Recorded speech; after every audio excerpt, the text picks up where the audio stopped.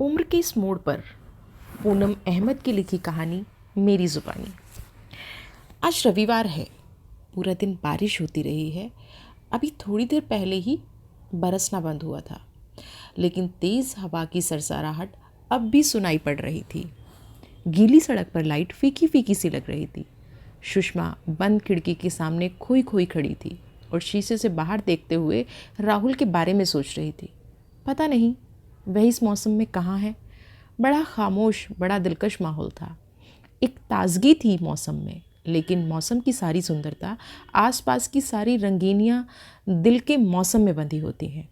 और उस समय सुषमा के मौसम का दिल का मौसम बिल्कुल ठीक नहीं था। विशाल टीवी पर कभी गाने सुन रहा था तो कभी न्यूज़। वह आराम के मूड में था। छुट्टी थी, निश्चिंत था। उसने आवाज़ दी, सुषमा, क्या सोच रही हो खड़े खड़े? कुछ नहीं, ऐसे ही बाहर देख रही हूँ। अच्छा लग रहा है। यश और समृद्धि कब तक आएंगे? बस आने ही वाले हैं, मैं उनके लिए कुछ बना लेती हूँ, कहकर सुषमा किचन में चली गई। जानबूझकर किचन में आ गई थी सुषमा, विशाल की नज़रों का सामना करने की जैसे उस समय उसमें हिम्मत न थी। उसकी नज़रों में इस समय बस राहुल के इंतज़ार की बेचैनी थी। सुषमा और विशाल के विवाह को 20 वर्ष हो गए थे।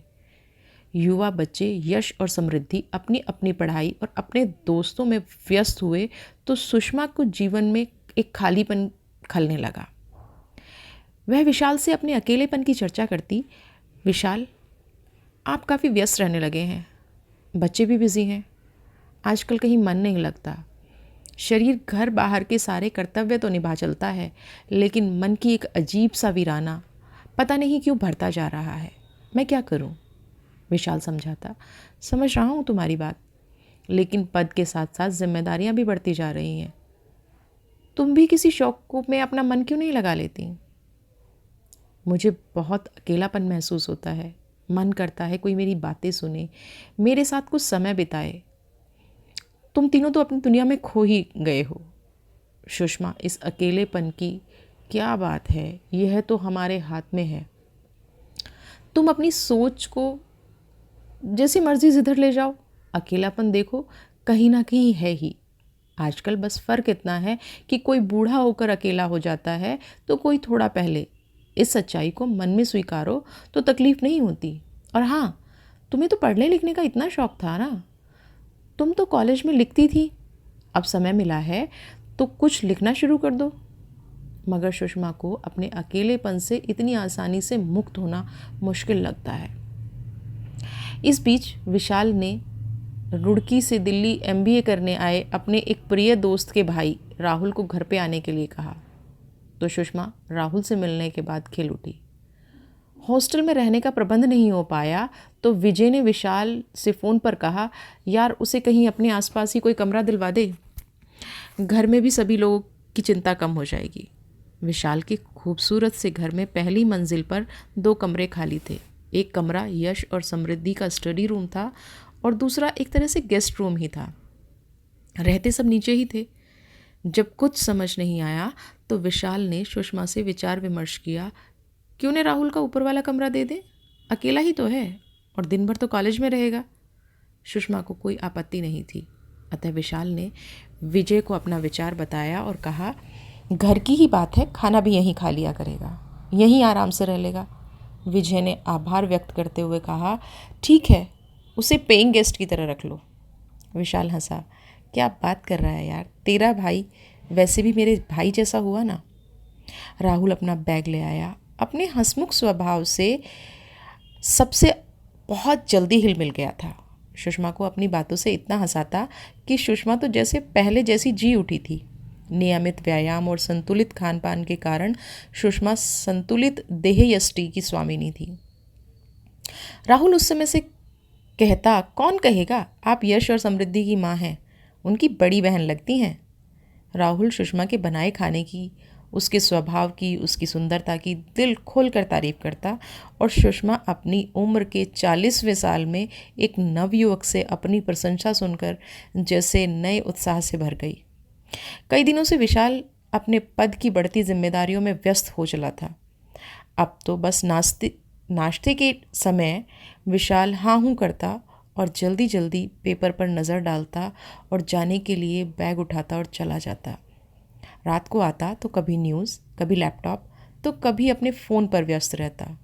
सुषमा उसके आगे पीछे घूमती रहती, इंतज़ार करती रहती कि विशाल कब कुछ रिलैक्स होकर उसकी बात सुनेगा। वह अपने मन की कई बातें उसके साथ बांटना चाहती थी, लेकिन सुषमा को लगता कि विशाल की जिम्मेदारियों का सिलसिला थमने का नाम ही नहीं ले रहा है। उसे लगता एक चतुर अधिकारी के मुखौटे के पीछे उसका प्रियतम कहीं छिप सा गया है। बच्चों का अपना रूटीन था। वे घर में होते भी तो भी अपने मोबाइल या टीवी पर लगे रहते या फिर पढ़ाई में। वह बच्चों से बात करना भी चाहती तो दोनों बच्चे अक्सर फ़ोन पर ध्यान रहता। सुषमा उपेक्षित सी उठकर काम में लग जाती और अब अकेलेपन में वह राहुल के संदर्भ में सोचने लगी थी।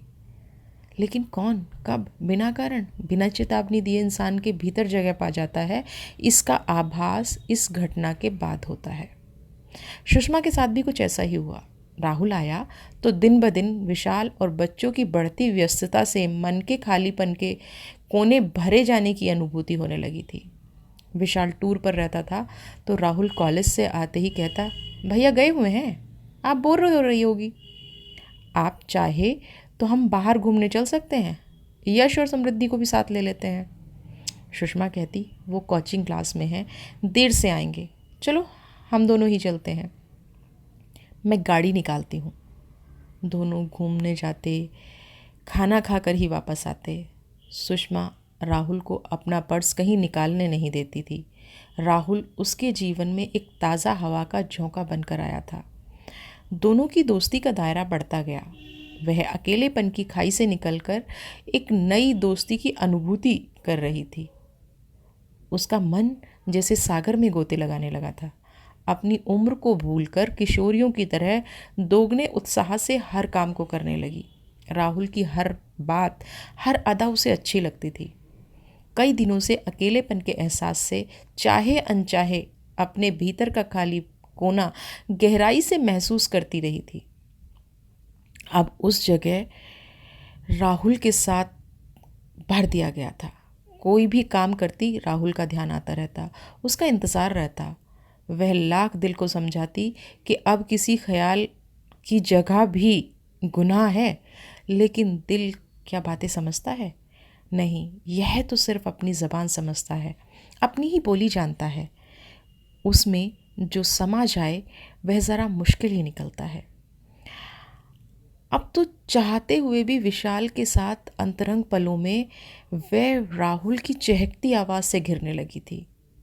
मन का दो दिशाओं में पूरे वेग से खिंचना उसे तोड़ता जा रहा था। मन में उथल पुथल होने लगी थी। वह सोचती कि यह बैठे बैठाए कौन सा रोग लगा बैठी है। ये किशोरियों जैसी बेचैनी और हर एक हाथ पर चौंकना। कभी वह शीशे के सामने खड़ी होकर अपनी मनोदशा पर खुद ही हंसती। अचानक एक दिन राहुल कॉलेज से लौटा, मुंह लटकाए हुआ था और खाना भी नहीं खाया। सुषमा ने खाने के लिए पूछा तो मना कर दिया। वह चुपचाप ड्राइंग रूम में गुमसुम बैठा था। सुषमा ने बार बार पूछा तो बताया कि आज कॉलेज में मेरा मोबाइल खो गया। यहाँ आते समय विजय भैया ने इतना महंगा मोबाइल दिलाया था। भैया तो अब बहुत गुस्से हो जाएंगे। सुषमा चुपचाप सुनती रही, कुछ बोली नहीं। लेकिन अगले दिन उसने अपनी जमा पूंजी से 15,000 रुपये निकालकर राहुल के हाथ में ज़बरदस्ती रख दिए। राहुल मना करने लगा, लेकिन सुषमा के जोर देने पर रुपए रख लिए। कुछ महीने और बीत गए। विशाल भी फुर्सत मिलते ही राहुल का हालचाल पूछ लेता था। वैसे उसके पास समय ही कहाँ था। सुषमा पर गृहस्थी पूरी तरह सौंपकर अपने काम में लगा रहता था। सुषमा मन ही मन पूरी तरह राहुल की दोस्ती के रंग में डूब चुकी थी। पहले उसे विशाल में एक दोस्त नज़र आता था, अब उसे विशाल में दोस्त की झलक भी नहीं दिखती थी। यह क्या उसकी गलती है? विशाल को अब उसकी कोमल भावनाएं छू भी नहीं पाती। राहुल में उसे एक दोस्त नज़र आता है। वह उसकी बातों में रुचि लेता है, उसके शौक का ध्यान रखता है, उसकी पसंद नापसंद की चर्चा करता है। उसे बस एक दोस्त की ही तो तलाश थी। वह उसे राहुल के रूप में मिल गया था और उसे कुछ नहीं चाहिए था। एक दिन विशाल टूर पर था। यश और समृद्धि किसी बर्थडे पार्टी में गए हुए थे। अंधेरा हो चला था। राहुल भी अभी तक घर नहीं आया था। सुषमा लॉन में टहल रही थी। राहुल आया, सिर नीचे किए हुए, मुंह लटकाए हुए, ऊपर अपने कमरे में चला गया। सुषमा को देखकर रुका नहीं गया। सुषमा को उसकी फिक्र हुई। वह उसके पीछे पीछे ऊपर गई। जब से राहुल आया था वह कभी उस रूम में नहीं आई थी। मेड ही सुबह साफ सफाई कराती थी। उसने जाकर देखा कि राहुल आंखों पर हाथ रखे हुए लेटा हुआ है। सुषमा ने पूछा, क्या हो गया, तबीयत ठीक है ना? राहुल उठकर बैठ गया, फिर धीमे स्वर में बोला, मैं ठीक हूँ। तो रोनी सूरत क्यों बनाई हुई है? भैया ने बाइक के पैसे भेजे थे। मेरे दोस्त उमेश की बहन की शादी है, उसे ज़रूरत पड़ी तो मैंने उसे सारे रुपए दे दिए। अब भैया बाइक के बारे में पूछेंगे तो मैं क्या कहूँगा? कुछ समझ नहीं आ रहा। वही उमेश, याद है ना आपको? एक बार यहाँ आया था, मैंने आपसे उसे मिलवाया था।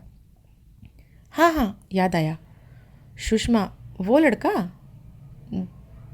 सुषमा को वह लड़का पहली ही नज़र में कुछ जचा नहीं था। बोली, अब क्या करोगे? क्या कर सकता हूँ? भैया को तो यही लगेगा ना कि मैं यहाँ आवारागर्दी कर रहा हूँ। वे तो यही कहेंगे कि सब छोड़ छाड़ कर वापस आ जाओ।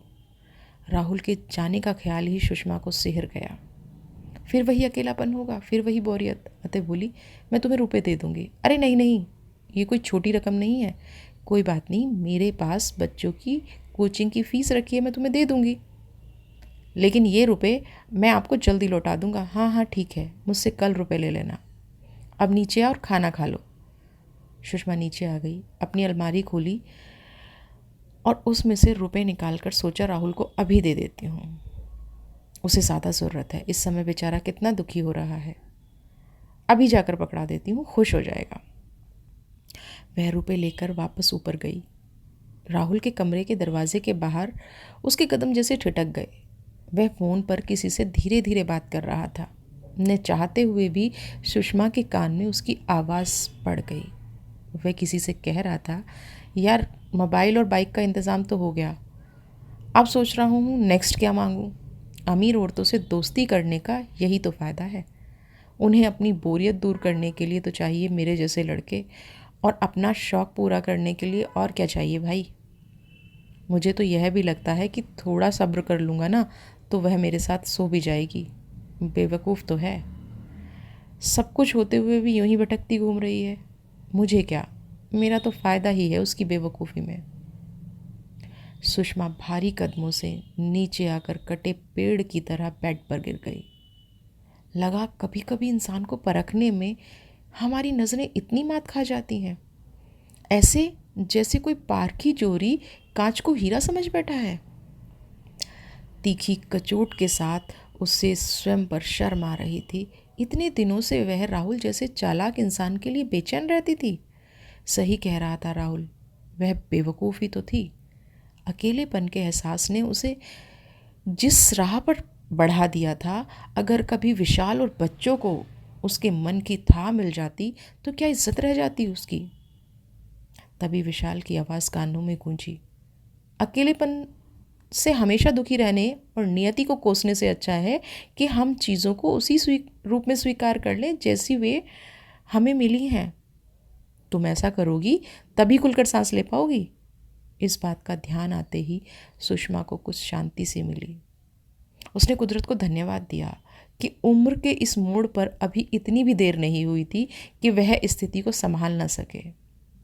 वह कल ही राहुल को यहाँ से जाने के लिए कह देगी और यह भी बता देगी कि वह इतनी भी बेवकूफ़ नहीं है कि अपने पति की कमाई दूसरों की भावनाओं से खेलने वाले लड़के पर लुटा दे।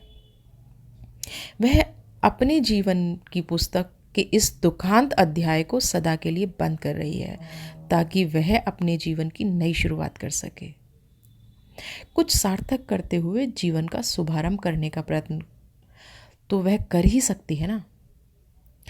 अब वह नहीं भटकेगी। क्रोध, घृणा, अपमान और पछतावे के मिले जुले आंसू उसकी आंखों से बह निकले थे, लेकिन अब सुषमा के मन में कोई दुविधा न थी। अब वह जीती और स्वयं को सजाएगी, संवारेगी, अपनी खुद की नई पहचान बनाएगी।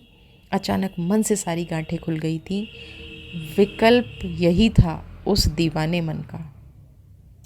उसने फ़ोन उठा लिया, राहुल के भाई को फ़ोन कर दिए और पैसों की सूचना दे दी और उन्हें वापस मांगने के लिए कह दिया। बस इतनी सी थी आज की कहानी। अगली कहानी में आपके साथ फिर से उपस्थित होंगी। अपने इस चैनल को सब्सक्राइब करें। तब तक के लिए शुभ रात्रि।